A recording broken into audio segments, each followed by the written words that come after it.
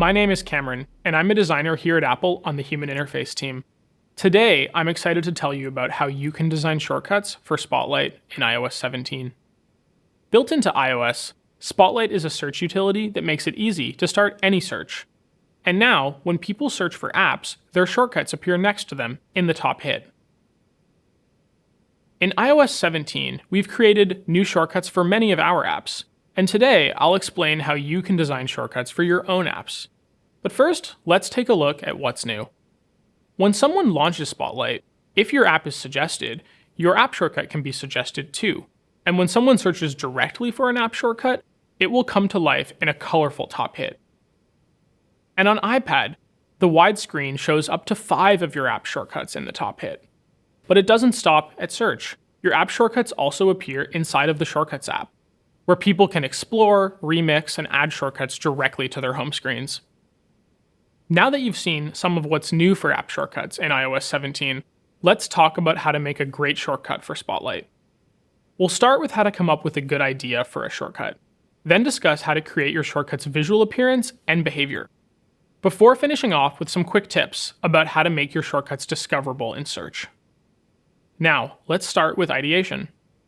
When designing shortcuts for Spotlight, it's best to focus on the essential, habitual actions and content from your app. For clock, we have 2 app shortcuts, one to set timers and another to add alarms.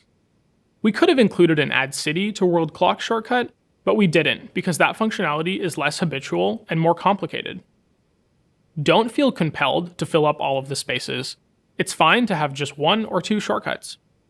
Next, when appropriate, prefer shortcuts that take action directly. Your first idea might be to look at your app's tab bar and reflect it directly into shortcuts. But challenge yourself to think of something better. People already know how to use your app's primary navigation, and this might not be the best you can do. Instead, make shortcuts that accomplish your app's primary purpose. For phone, that's placing calls to favorites or recents. Finally, you should design shortcuts that will be predictable and personal. For podcasts, we offer shortcuts to shows people are currently listening to and those that have new episodes. But we wouldn't promote trending podcasts someone hasn't heard before. App shortcuts should be instantly recognizable, and browsing new content is best done inside of your app. Another part of being predictable is personalizing your app shortcuts, using the decisions people make inside your app. Let's look at Notes as an example. In Notes, the Compose button is persistently in the bottom right toolbar. So in the app top hit, the New Note button is predictably to the right of the app icon too. The notes themselves are reverse chronologically organized in the app, so the shortcuts in the app top hit are too. The exception is pinned notes, which are always shown first in the app. Because this is an intentional action that someone took, you should reflect it into the ordering of your app shortcuts too. You should order your app shortcuts to reflect the decisions people make inside your app, and to help people build muscle memory around things being in predictable places. To recap, when coming up with ideas, focus on the essentials. Elevate a handful of habitual actions, not everything and nothing too complicated. Prefer actionable shortcuts. Go beyond your tab bar and focus on making shortcuts that reflect the primary purpose of your app. And finally, be predictable. Make shortcuts for things people have previously interacted with inside of your app, not stuff they haven't seen yet. And design for people to build muscle memory. Now that you have some ideas for app shortcuts, let's dive into creating them. The first thing you need to understand is that every app shortcut is made of either an action or an entity. You can think of them as a verb or a noun, or more concretely, an action to make a new board in Freeform, or an entity for my big idea board. In the UI, actions are always shown as SF symbols inside of circles, like this. And by default, all entities are drawn using an SF symbol too. But it usually makes sense to provide an icon for your entity, so it's more visual and recognizable. If needed, your action title can wrap to a second line. But be especially conscious of keeping your titles concise to avoid truncation, and never include your app name because it's already shown in the UI. Strive to make your titles as short as possible while still being easily understood.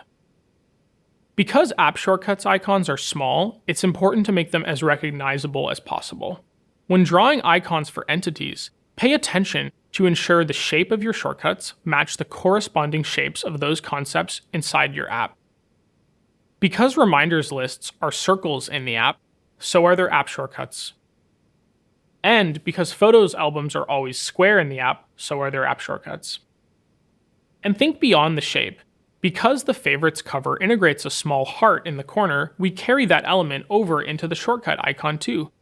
Details like this serve as visual cues to maximize the familiarity of your app shortcuts. When people search directly for shortcuts, you have the opportunity to show even more information in a subtitle. You can use this opportunity to design an even richer result. Photos includes the number of favorited photos inside the album, just like in the app. Now, let's dive into color. By default, your app shortcuts will appear like this. This is often the right appearance if your app icon is multicolor or neutral. However, if your app icon has a strong gradient or color, like Notes is yellow, you can infuse your color into the top hits in Spotlight and platters in the Shortcuts app. When deciding on your complementing color, do the mental exercise of peeling the graphics off of your app icon to create a gradient or solid color. By default, your symbols will have a monochrome appearance, but for apps that have dark complementing colors, this may no longer feel like your brand. To address this, you can provide a secondary tint color to create a two-tone appearance. Next, let's talk about the behavior of your shortcut. Here, you have three options. App launch. Open your app to a specific screen. Live activity. Start a live activity or background audio session.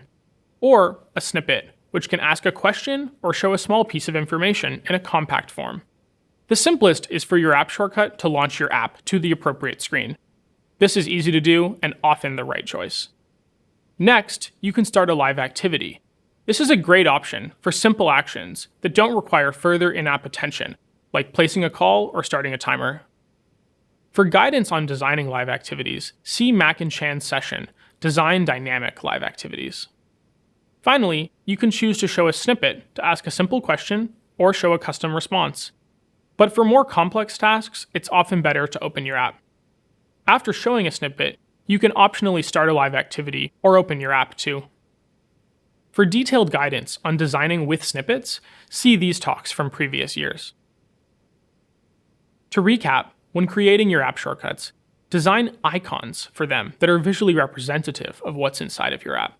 Write clear, short titles that are pithy without being obscure. Consider including entity subtitles to enrich your top hits, and, where appropriate, consider infusing your app's colors. And design the right behavior for your app shortcuts. Last but not least, let's review some of the key things you can do to make your app shortcuts discoverable in Spotlight.